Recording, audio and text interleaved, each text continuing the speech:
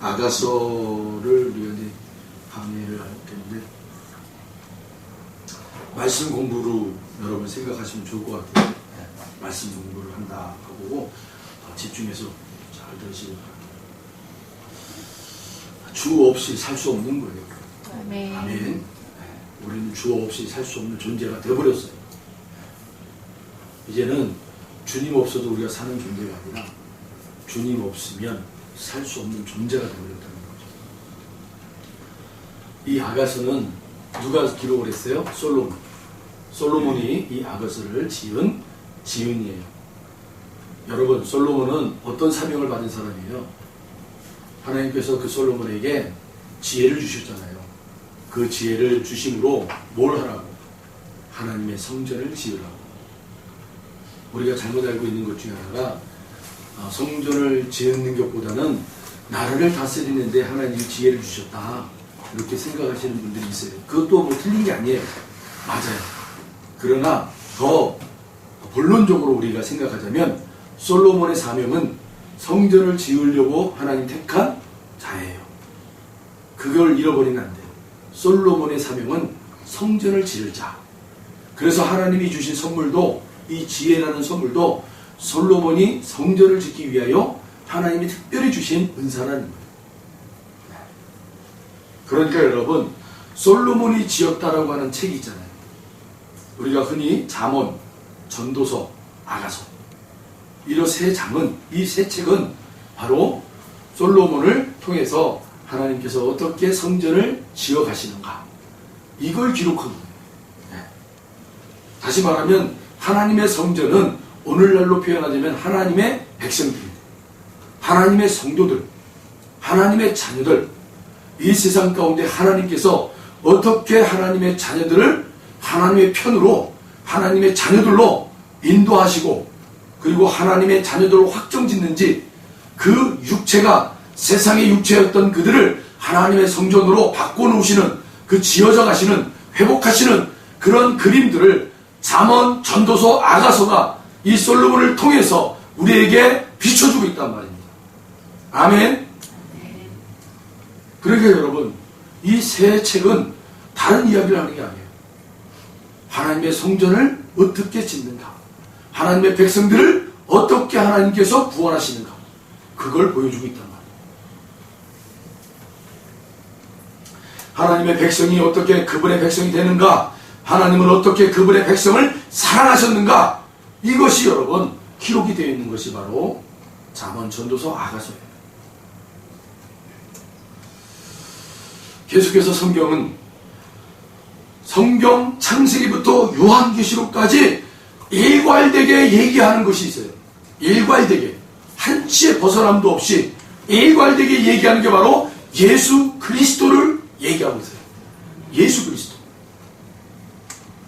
누가복음 24장 27절에 이에 모세와 모든 선지자의 글로 시작하여 모든 성경에 쓴 바 자기에 관한 것을 자세히 설명하니라. 누구에 대하여 자세히 설명한다고요? 예수 그리스도에 대하여 자세히 설명한 책이 바로 성경책이라는 거예요. 아가서는 히브리 말로 쉬리 하시림이라는 단어를 사용했습니다. 가장 아름다운 노래라는 것입니다. 가장 아름다운 노래.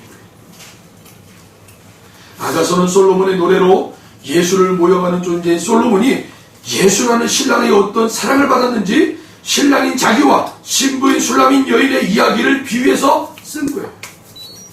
헷갈리시죠? 네. 이게 아가서가 좀 헷갈려요. 뒤죽박죽. 그러니까 여러분, 한마디로 솔로몬은 신랑으로 나타나는데 술람이는 이 솔로몬의 신부로 나타나요. 그런데 여러분, 이 신랑인 솔로몬과 신부인 술라미는 동일 인물이에요. 동일 인물. 한 사람이란 말이에요. 한 사람. 네, 한 사람. 이 솔로몬이라는 이름을 히브리어로 보시면 남성형이에요. 히브리어로 남성형. 뜻이 뭐냐면 평강. 그 다음에 평화. 샬롬. 아가서 1장 1절 4절입니다. 아가서 1장 1절로 4절. 근데 이 술라민이라는 이 히브리어 단어가 가지고 있는 것은요, 솔로몬과 단어가 똑같아요. 그런데 여성형이에요. 여성형.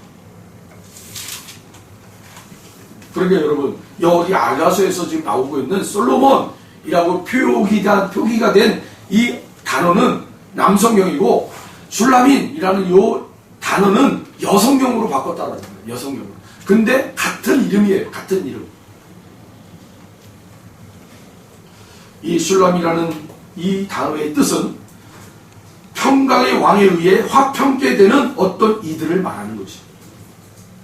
요한계시록에 보면 그 예수 그리스도의 이름을 받는 하나님의 백성들이 등장합니다.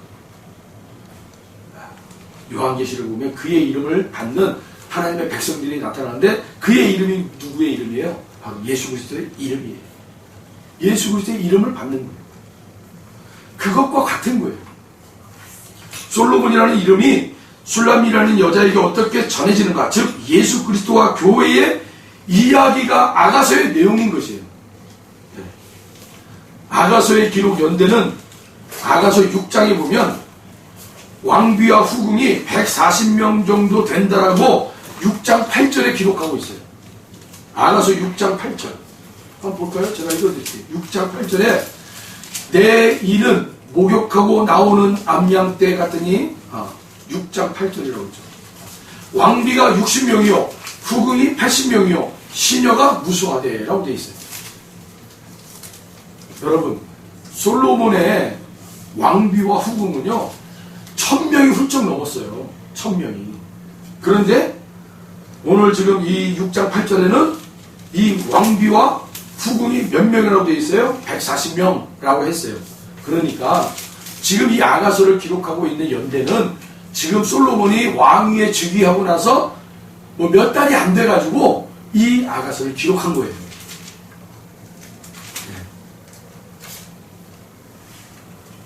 각 이단 종파에서 사람들을 미혹하는 데 가장 많이 쓰이는 책 중에 바로 어디를 사용하냐면 바로 이 아가서라는 것을 이 이단들이 많이 사용해요.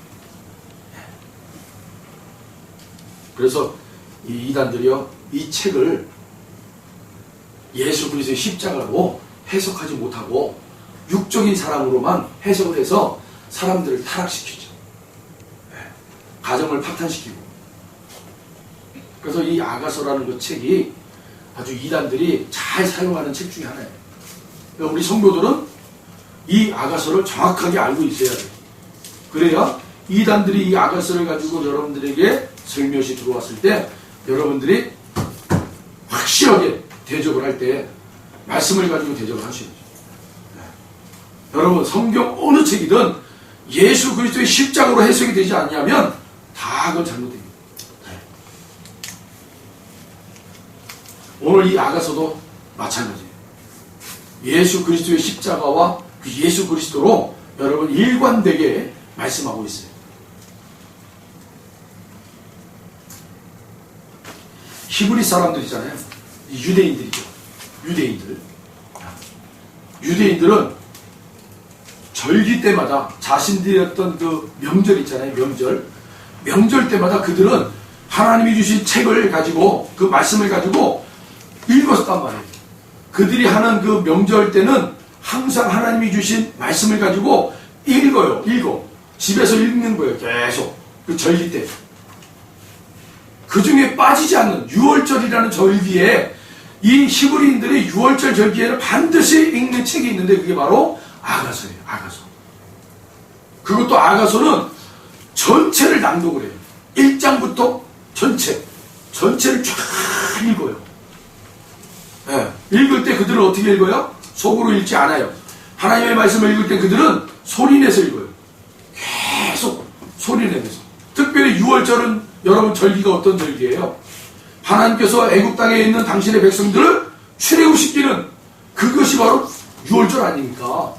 반드시 죽어야 되는 그 장자가 하나님이 대신 어린 양을 죽여가지고 문설주에 피를 발라서 그 죽음이 넘어가서 그 문설주에 피가 보이지 않는 그런 모든 그 집은 하나님께서 들어가서 죽음의 죽음의 영이 들어가서 그 장자를 다 죽이잖아요. 짐승의 첫 새끼도 죽여버리고.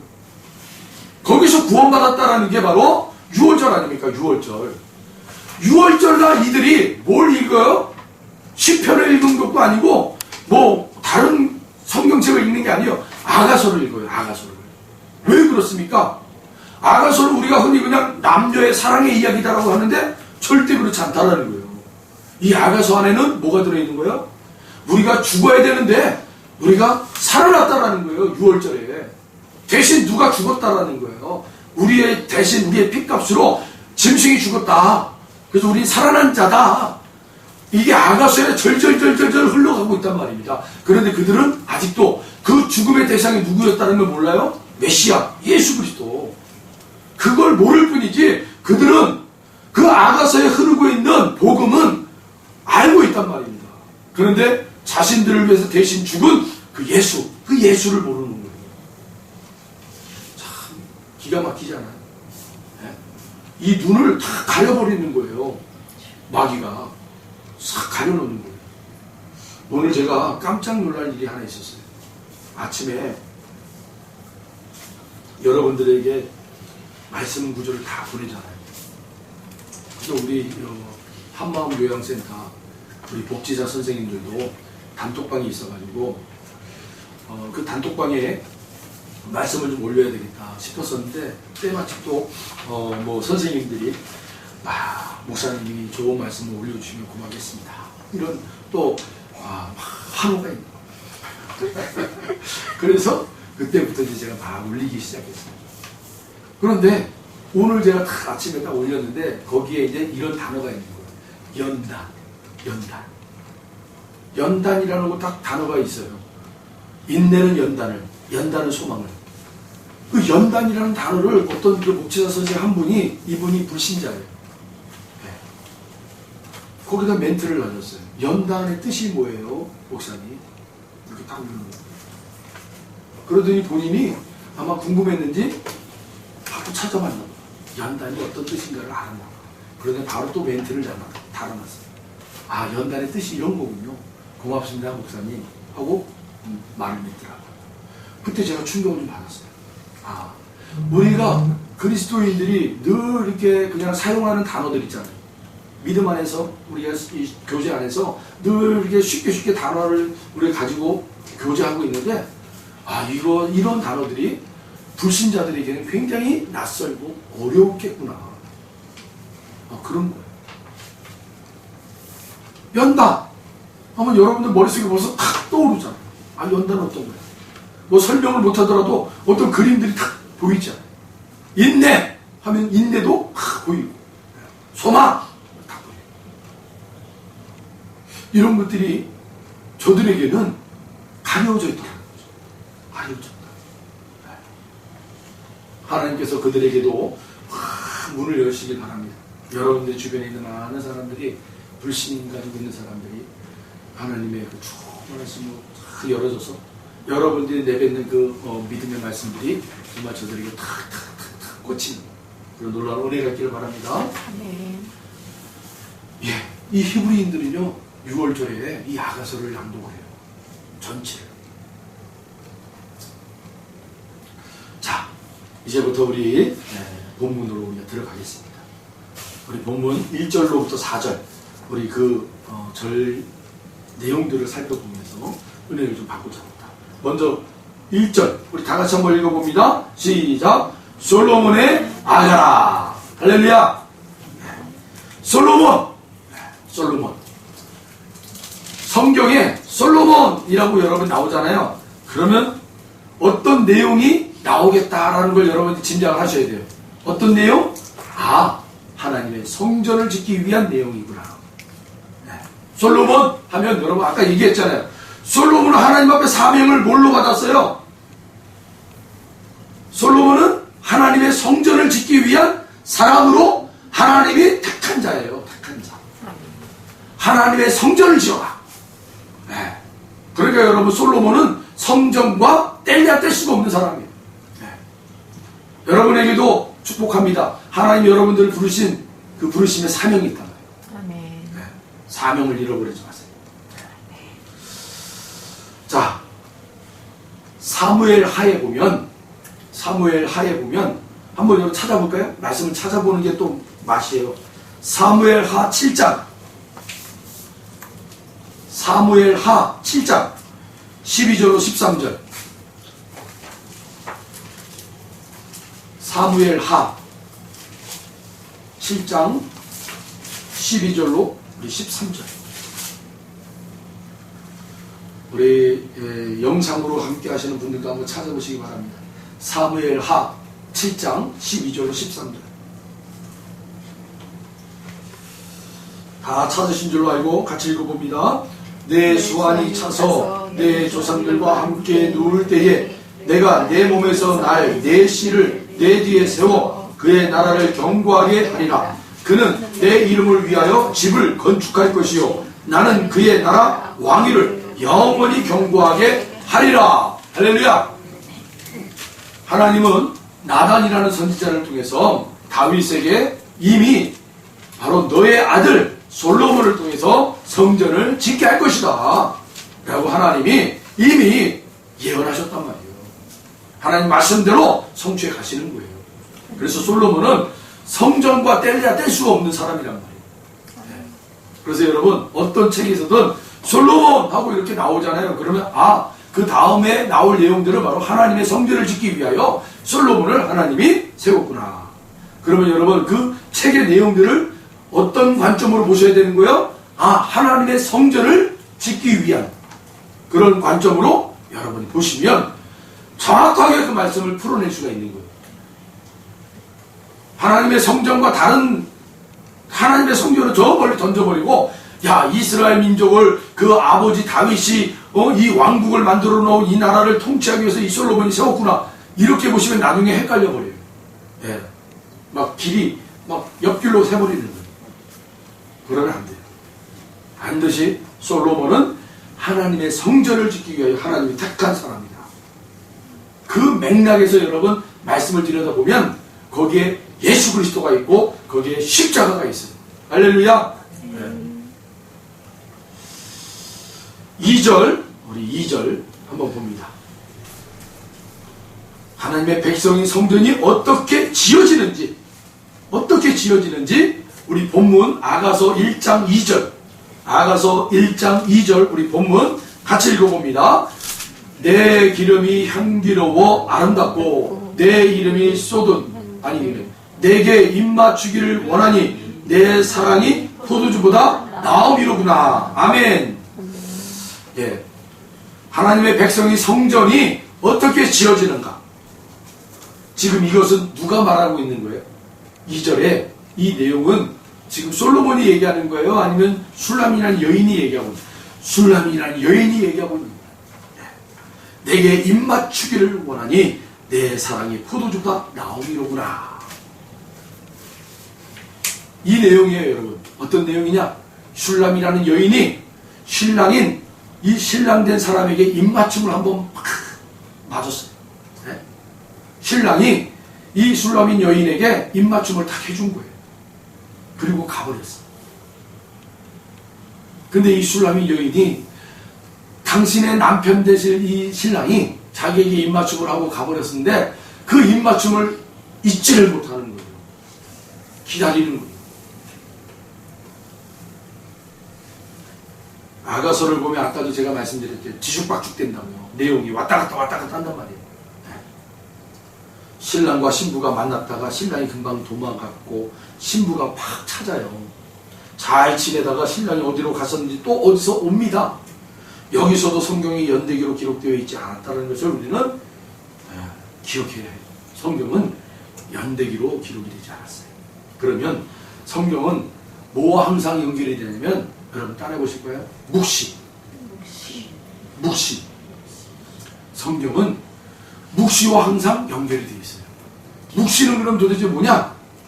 영원한 나라예요. 영원한 나라. 우리가 흔히 하나님 나라라고 생각하면 돼요. 묵시. 이 묵시는 영원 속에 완료된 하나님의 나라를 지칭한다.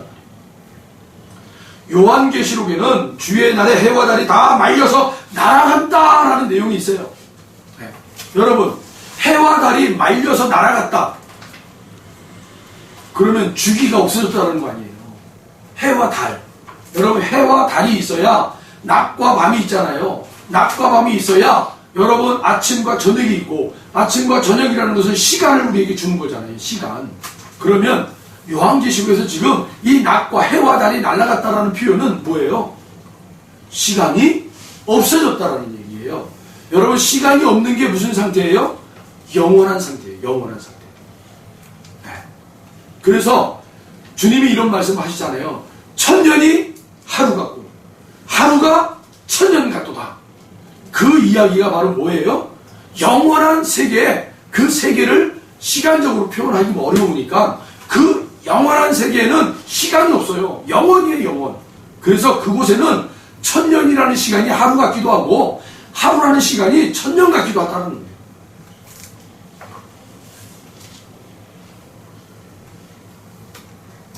여러분, 현재에 살면서도 현재를 우리가 뭐라고 그래요? 역사라고 그러잖아요. 역사. 네, 지금 우리가 살고 있는 이 시대가, 이 시간이 여러분 역사가 되잖아요. 역사. 그러면 역사 위에 뭐가 있는 거예요? 영원이라는 나라가 있는 거예요. 시간 위에 영원한 시간이 있는 거예요. 우리 성도는 바로 이 땅의 역사의 흔적으로 살고는 있지만 우리는 어디와 연결된 사람들이에요? 영원과 연결된 사람들이란 말이에요. 네.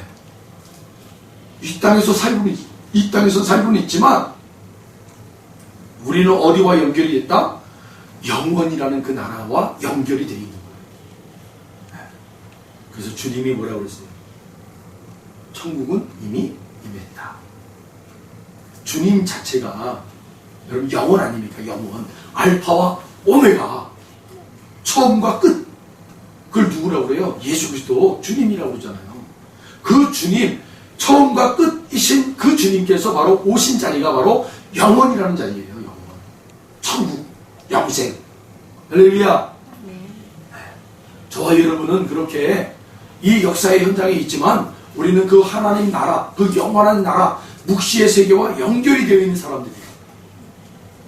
그래서 우리가 믿음이라는 것을 가지고 기도할 때 그 영원이라는 묵시 세계에서 이루어질 것이 이 땅에 이루어지도록 하는 것이 바로 믿음 아닙니까? 믿음. 네. 우리 기독교의 역사관은 수직적 역사관이에요. 수직적. 처음과 끝이 반드시 있는. 네. 그래서 우리 기독교는 처음이 누구로부터 시작이 되는 거예요? 하나님의 형상으로 지음받은 아담. 아담으로부터 시작이 돼서 그 다음에 마지막 이제 하나님의 구원할 그 한 사람. 마지막에 하나님께서 완벽하게 구원하실 그 밑거름이 되는 마지막 채워질 사람, 그 한 사람. 요한계시록에 그 사람을 뭘로 표현했어요? 14만 4천 명이다 라고 표현했단 말이에요. 14만 4천 명은 완전수를 얘기하는 거예요. 하나님의 백성들로 완전하게 되어지는 수. 그러니까 이제는 하나님께서 마지막 날에 그 완벽하게 채워질 그 한 사람이 하나님 편에서 구원받으면 이 땅이 이제는 어떻게 되는 거예요? 이제 말 그대로 무너지기 시작하는 거예요. 왜요? 하나님에 대해 완벽하게 구원할 하나님의 사람들이 구원받았기 때문에 이제는 이 땅은 다 없어져 버리는 거예요. 그런데 범신론적 그 이단들은 어떤 관계에 의했어요? 그들은 순환적 역사관을 갖고 있어요. 돈다라는 거예요. 역사관. 네. 우리가 흔히 불교에서 윤회설을 믿는다고 하잖아요. 그들은. 그래서 자기가 살아있는 동안 열심히 일해서 남의 봉사하고 사랑하면 나중에 죽었다가 더 좋은 모습으로 태어난다. 그래서 늘 도는 거예요. 그들. 근데 그렇지 않아요. 우리 기독교는 여러분 끝이 있는 거예요. 반드시 시작과 끝이 있는 거예요. 그래서 우리 하나님의 백성들은요, 묵시와 항상 연결이 되어 있는 거예요. 아가서도 묵시 속에서 완료되어 있는 어린 양의 혼인잔치가 나왔다가, 역사 속에서 성도들의 삶을 묘사하는 이야기로 나왔다가, 그 이전의 상황이 나왔다가, 이렇게 막 뒤죽박죽이 되어버려요. 뒤죽박죽. 그러니까 이거를 어떻게 해석을 해야 될지 몰라요. 어떻게 해야 돼? 이거를 뭐 시대별로 잘라가지고 야 이때는 이랬으니까 이렇게 해석을 해야지 저 때는 저렇게 해석해야지 이게 안 맞아요. 안 맞아. 그런데 이것을 뭘로 해석이 되어야 되는 거예요? 예수 그리스도와 십자가로 해석을 하면 정확하게 떨어지는 거예요. 묵시의 완성으로 이루어진 나라가 이 땅에 이루어지도록 하는 그 연결고리를 찾아가지고 우리가 이 말씀을 들여다보면 아, 이 말씀이 바로 이런 내용이구나 라고 우리가 알게 되는 거예요. 완벽하게 그 예수 그리스도의 십자가로 연결이 되어버리는 거예요. 그래서 여러분 이 야고보서를 볼 때 가장 중요하게 봐야 될 믿음의 눈이 뭐냐면 이 말씀 안에 숨어있는 예수를 찾자. 할렐루야. 우리 예수님이 복음서에 그런 비유를 했잖아요. 밭에 숨겨져 있는 보물을 농부가 곡괭이질하다가 탁 걸려가지고 파봤더니 보물상자가 들어있네. 그 보물상자를 가지고 어떻게 해요? 자기 모든 전재산을 가져가 그 주인에게, 땅 주인에게 가서 내가 이제 이걸 사겠습니다 하고 2배 값으로 쳐주잖아요. 아, 땅 주인이 너무너무 좋아서 아 그래? 이 시세값 두 배 값을 줬어? 야, 참 이런 일도 있네 하고 팔잖아요. 그런데 그 땅을 산 농부는 어때요? 속으로 이제는 이 땅에 묻혀있는 보물이 바로 내 거다. 할렐루야. 말씀 안에 숨겨져 있는 예수를 찾는 것이 바로 여러분 우리의 모든 대가를 지불해도 좋을 만한 그런 은혜가 여기 있다. 그래서 여러분의 삶의 가장 중요한 시간들을 지금 이 자리에 여러분 투자하고 있는 거예요. 무엇 때문에? 말씀 안에 숨겨진 예수를 캐내기 위해서. 할렐루야. 아멘. 자, 그럼 여러분 2절을 한번 보세요. 다시 한번 보겠습니다. 2절. 입맞춤이 포도주보다 낫다 라고 되어 있잖아요. 내게 입맞추기를 원하니 내 사랑이 포도주보다 나옵니다. 입맞춤이 포도주보다 낫다는 거죠. 여러분 포도주보다 낫다. 이 시대에 여러분 팔레스틴 지역의 포도주는요 엄청난 거예요. 엄청난 거. 흠을 겨우기도 하지만 갈증을 해결시키는 그런 음료 아닙니까? 그러니까 여러분 그 사람들의 1년 농사 중에 가장 큰 농사 중에 하나가 뭐예요? 포도 작물을 걷어서 포도주를 만드는 거예요. 포도주를 담가놓고 그거를 여러분 쫙 담가놔서 1년 동안 그 뒤에 그 포도주를 탁 뚜껑 따가지고 그 포도주를 탁 음미할 때 얼마나 기쁜지 몰라요. 그들이. 잔치를 벌여요. 마을 잔치가 일어나는 거예요. 가장 큰 잔치에 늘 포도주가 따라오는 거예요. 네. 신랑 신부가 결혼 잔치가 벌어지는 날에도 이 포도주는 늘 같이 온단 말이에요. 왜요? 흥겹게 해주기 때문에. 그런데 오늘 2절에 뭐라고 했어요? 그 흥겹게 해주는 포도주보다 더 달콤한 게 뭐예요? 입맞춤이다 라고 얘기하고 있습니다.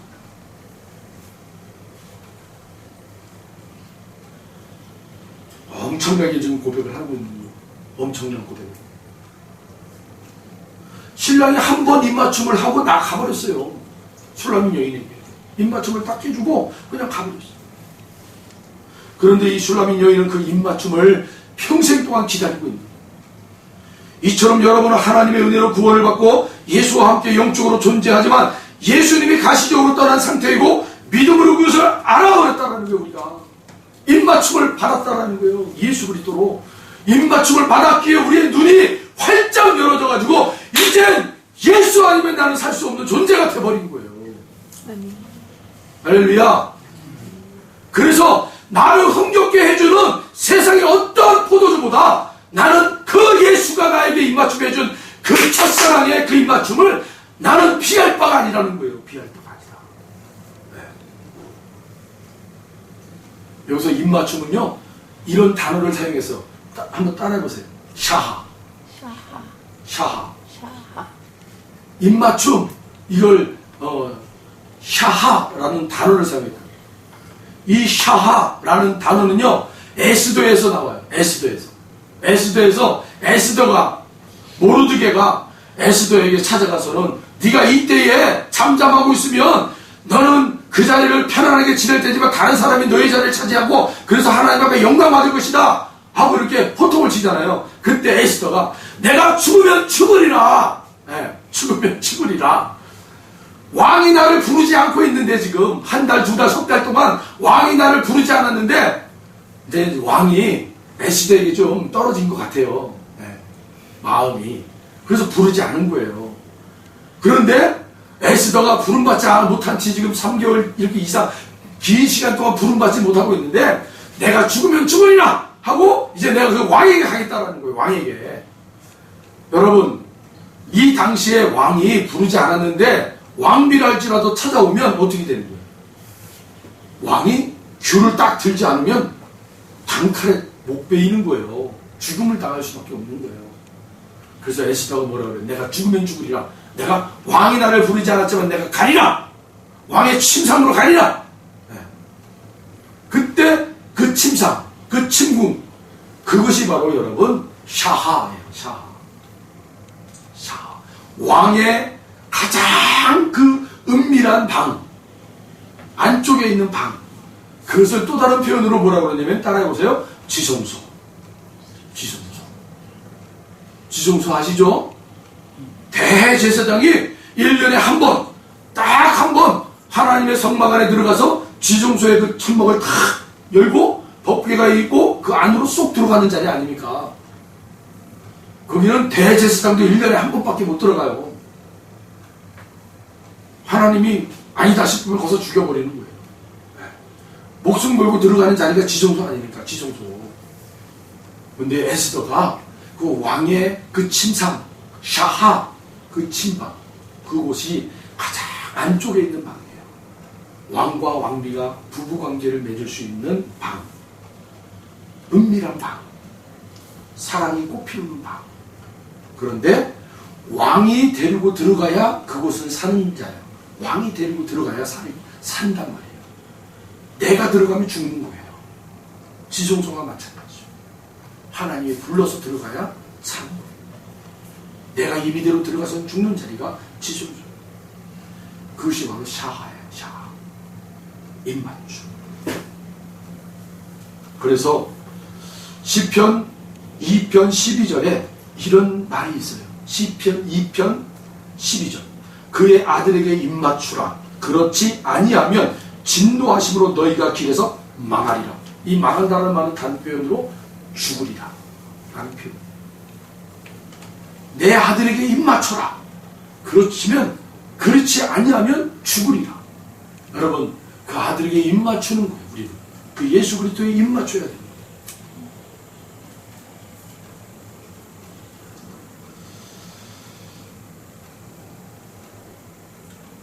아들과 입 맞추지 않으면 다 죽고 입을 맞추면 사는 거예요. 영생으로 가는 거예요. 그 입 맞춤을 한 번씩 경험한 사람들이 누구예요? 성도예요. 성도. 그 성도들이 그 입 맞춤, 솔로몬의 입 맞춤이 그립고 그립다고 하는 것이에요. 예수님, 나는 그때 그 예수님의 입 맞춤이 너무 좋아요. 나는 예수님의 그 첫사랑, 그 첫 만남이 너무너무 좋아요. 나는 그 예수님의 첫사랑을 기다리고 있어요. 다시 예수님이 나에게 사랑을 베풀어 주실 그날을 저는 기다리고 있어요. 계속해서 3절을 봅니다. 우리 3절 같이 읽어봅니다. 내 기름이 향기로워 아름답고 내 이름이 쏟은 향기름 같으므로 천우들이 너를 사랑합니다. 여기 여러분 향기름이죠. 향기름. 기름이라고 나와 있어요. 기름. 여러분 여기에 이제 메시아가 딱 숨겨져 있단 말이에요. 메시아. 향기름. 여러분 기름은 어떻게 해서 기름이 나와요? 우리 권사님 잘 아시죠? 기름을 짜잖아요. 진 이겨야 되잖아요. 그래야 깨서 기름이 떨어지잖아요.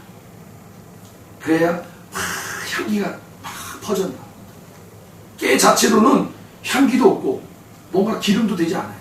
그러나 이 깨가 짓눌려지고 이겨지고 눌려져야 여러분 그곳에서 기름이 똑똑 떨어지면서 향기가 나와요. 여러분 예수 그리스도가 진 이겨주셔서 저 십자가에서 짓밟히고 이겨지고 눌려지고 그 몸이 갈갈이 찢겨져서 쏟아진 그 보혈의 피가 여러분 생명의 향기가 되면서 그 생명의 상기로 발라진 자리마다 나음을 받고 회복이 일어나고 생명으로 거듭나는 거예요. 할렐루야. 예수님이 여러분 복음서에서 길가에 도둑 맞은 그 이방 사람, 그 사람을 이렇게 도와주고 있는 그 사마리아인 사람, 그를 기름을 발라줬다고 그랬잖아요. 기름을 발라줘. 그 기름이 누구라고요? 바로 예수 그리스도. 이겨진 그 육체의 질병, 육체로 말미암아 저 십자가에 달려 다 찢겨지고 박혀지고 이겨져서 쏟아진 그 기름, 보혈의 피, 그걸 발라줘야 살아나는 거예요.